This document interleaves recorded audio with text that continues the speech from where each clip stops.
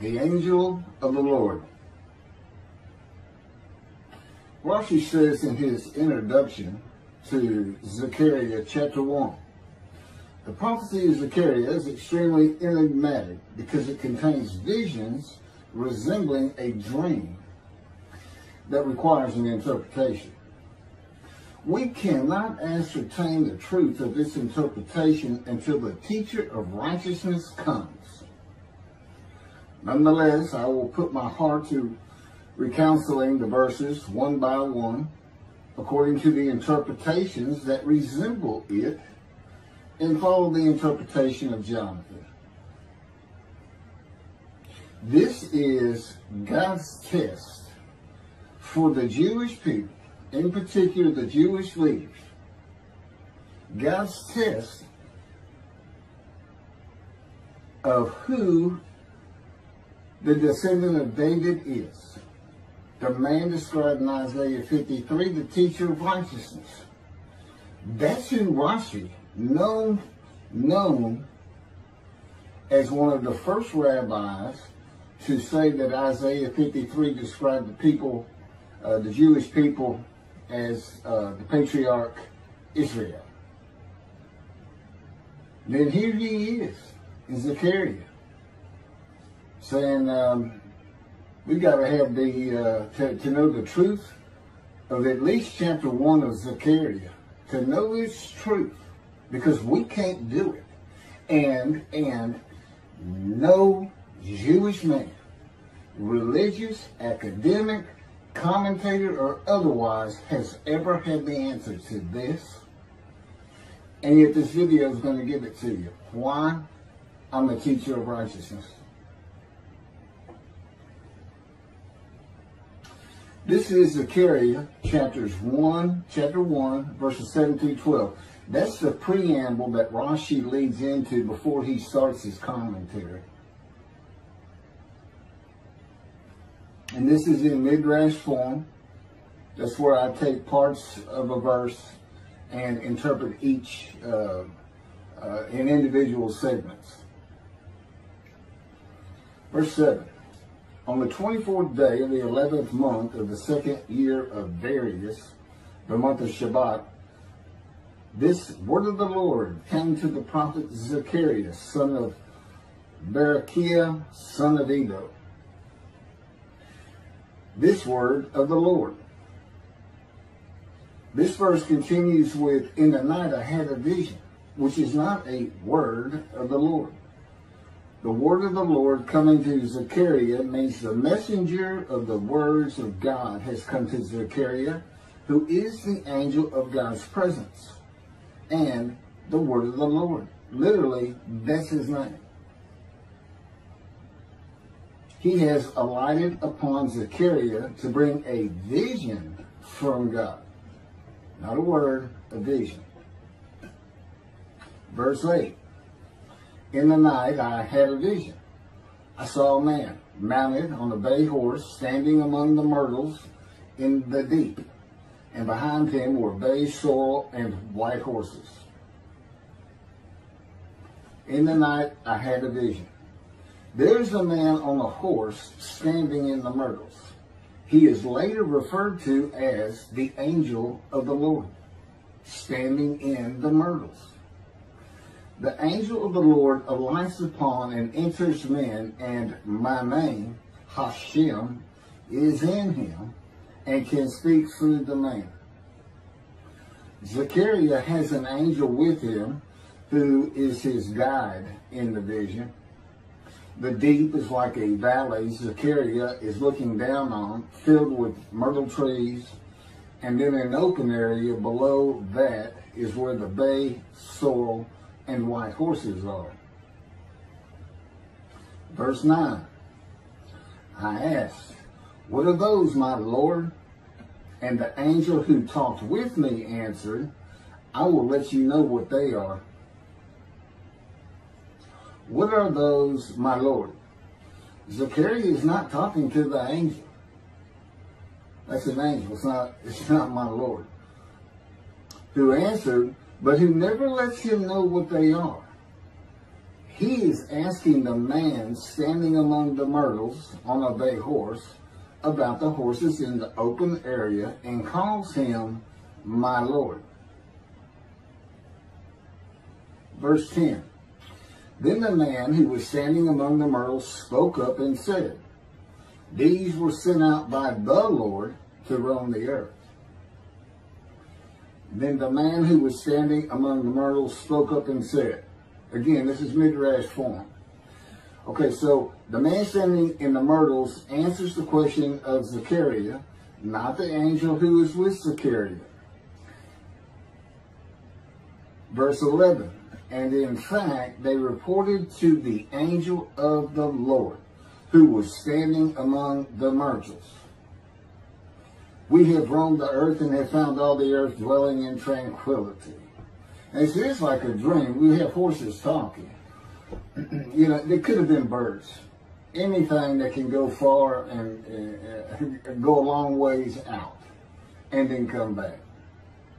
In this case, for this story or for this dream that was given Zechariah, it's horses. And in fact, they reported to the angel of the Lord. They who reported are the horses who have gone to and fro throughout the earth, and they spoke the report to the angel of the Lord, who was standing among the myrtles. The angel of the Lord, who was standing among the myrtles, has alighted upon and entered the man standing amongst the myrtles. The angel of the Lord is using this man as his visible presence. You cannot see the angel of the Lord. Just as he once used a burning bush for his visible presence, and God spoke through him to Moses. Not just as his visible presence, he also used the man to say, these were sent out by the Lord to roam the earth.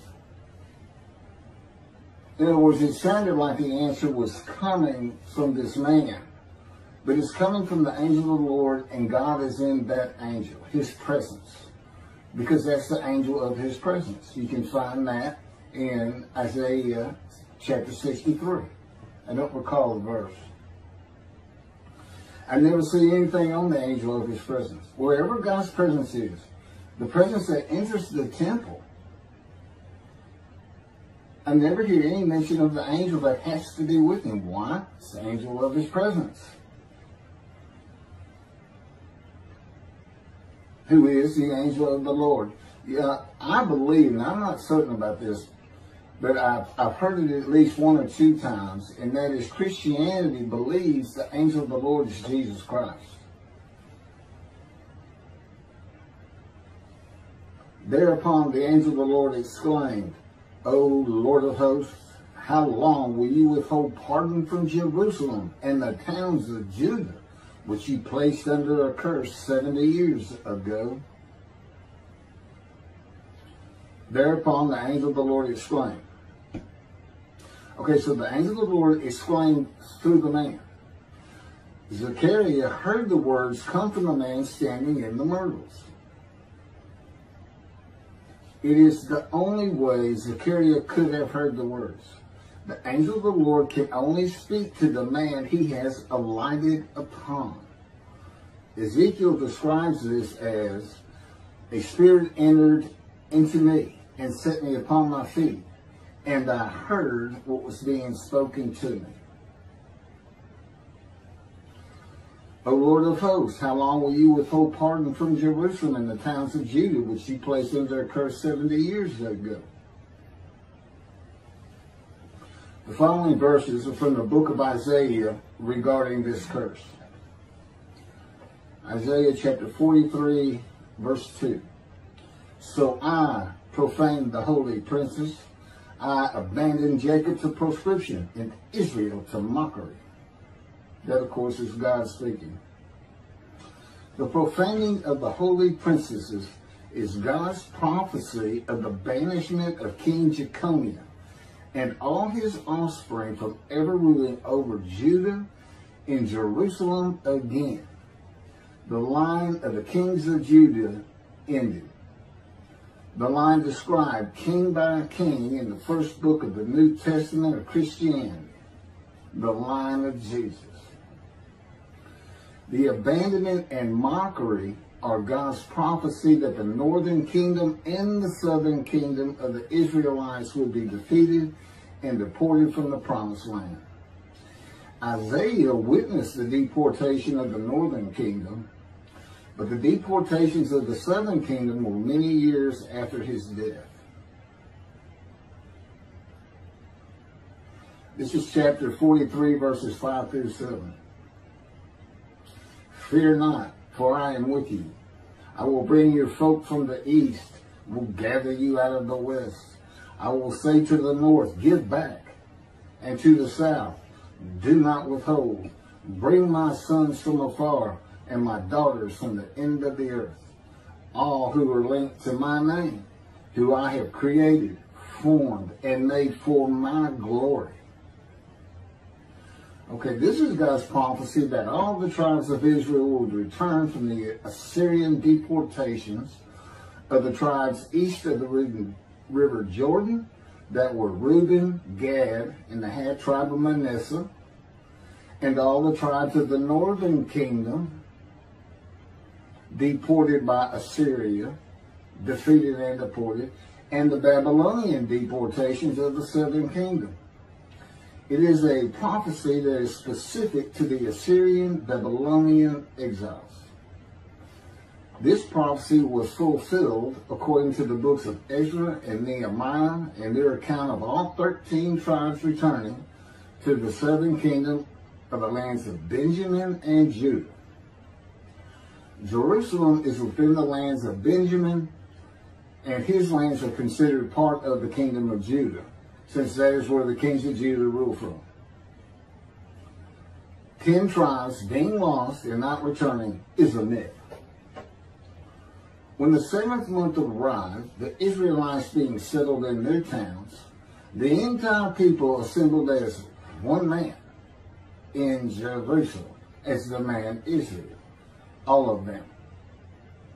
When the people Israel gather as one man, it is all 12 tribes who were allotted lots of the promised land, and the Levites, they did not receive a portion.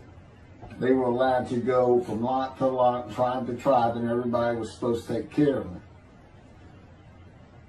The Levites, that would be Levi, the son of Levi, the priestly tribe without an allotment of the promised lands. Judahites and Benjaminites alone are not Israel, though all references to Israelites would include them. All of Israel had returned together to Jerusalem and Judah, mindful of the imported Gentiles in the northern kingdom, imported by the Assyrians, many of whom tried to stop the building of the second temple. This is why everybody returning, all 13 tribes, all went to Judah. The northern kingdom was occupied by Gentiles, I would assume Assyrians and Arabs.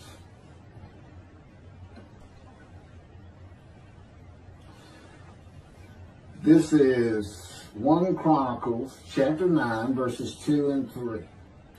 The first to settle in their towns on their property were Israelites, priests, Levites, and temple servants, while some of the Judahites and some of the Benjamites and some of the Ephraimites and Manassesites settled in Jerusalem. That would be Ephraim and Manasseh. Manasseh was such a large tribe, it had to be broken in. It was broken in two. Half of it set up, their allotment was east of the river Jordan by about where Edom would be. And well, that was the tribe of Gad.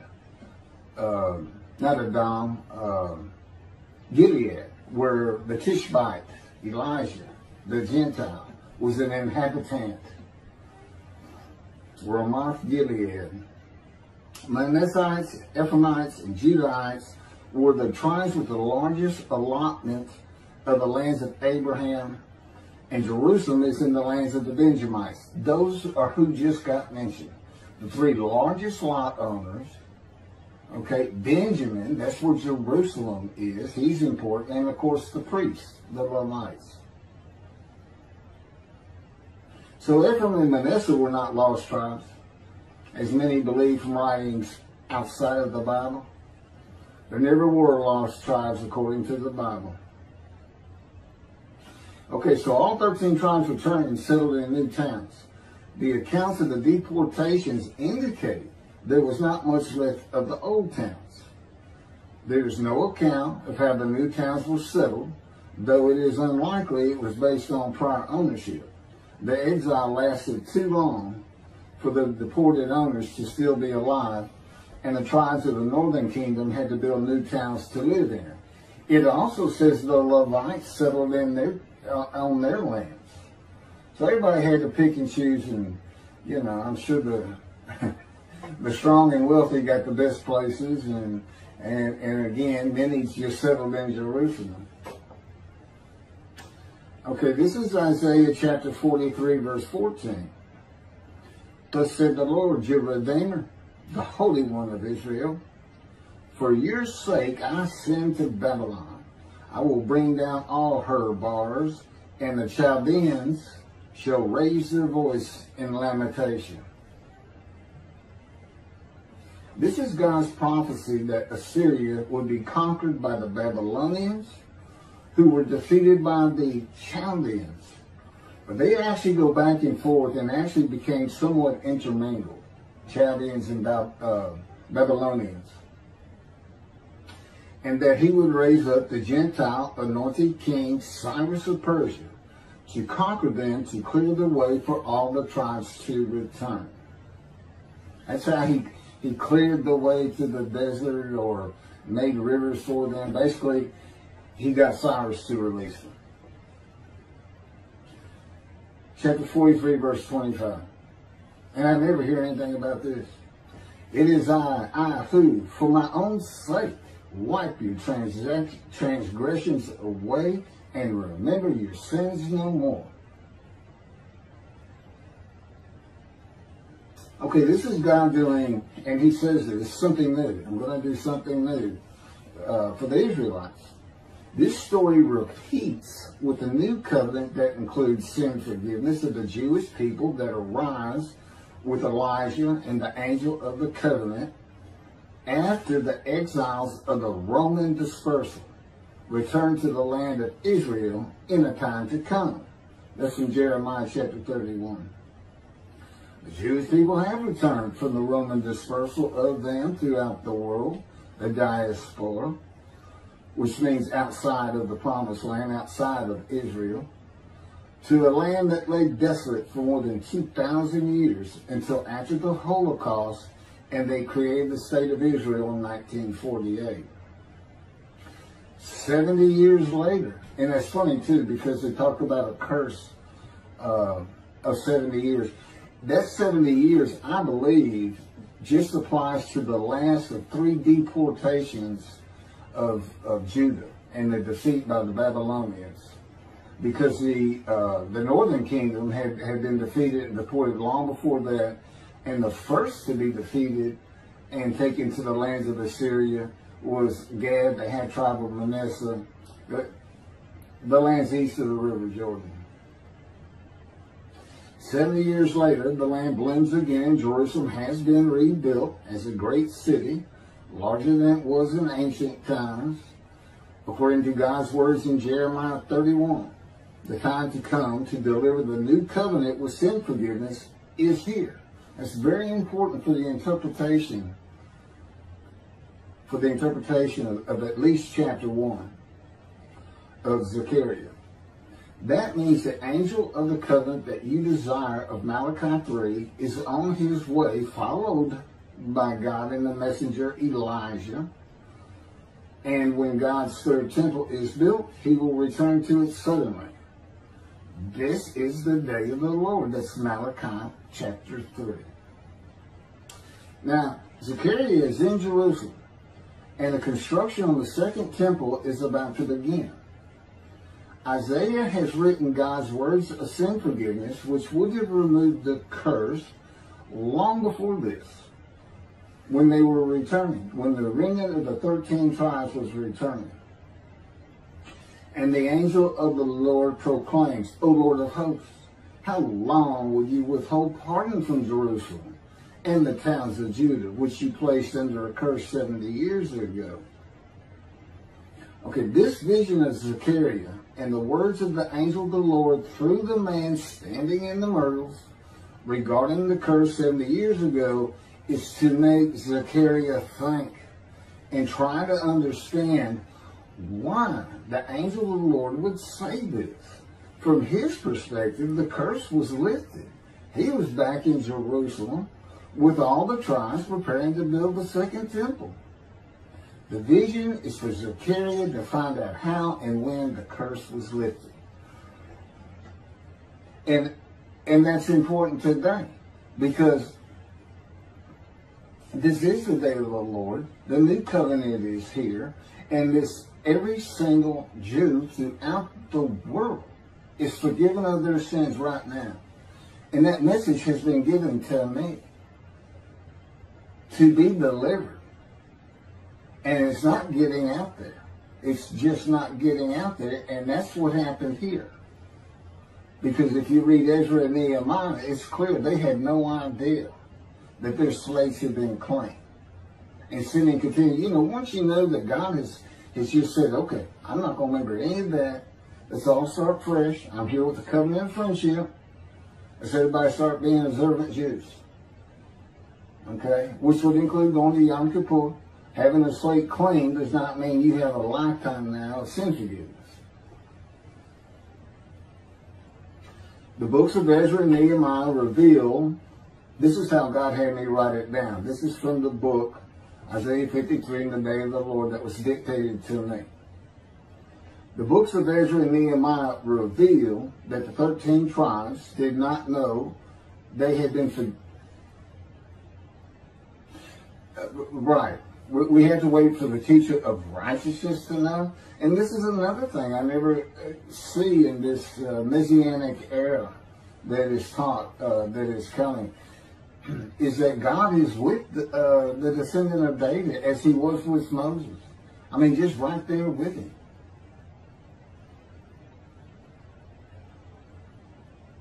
The books of Ezra and Nehemiah reveal that the 13 tribes did not know they had been forgiven of their sins to be a holy seed in the building of the second temple. If people know they have been forgiven and have a clean slate from past transgressions against God and his laws, they are more likely to stop their sinful ways and abide by his laws in the future.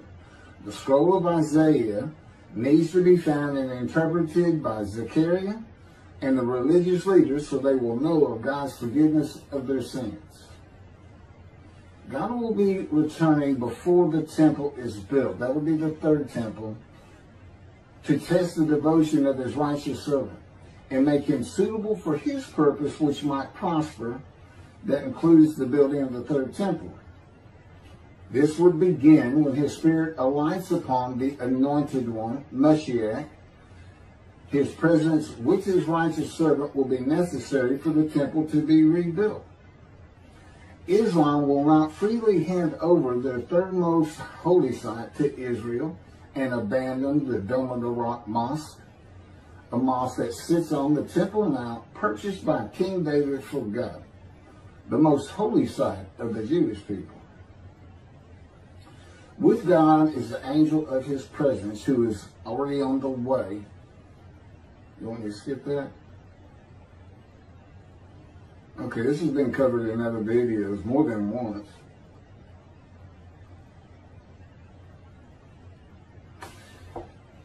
The prophet like Moses will have other similarity to Moses beyond writing God's words at his command and direction.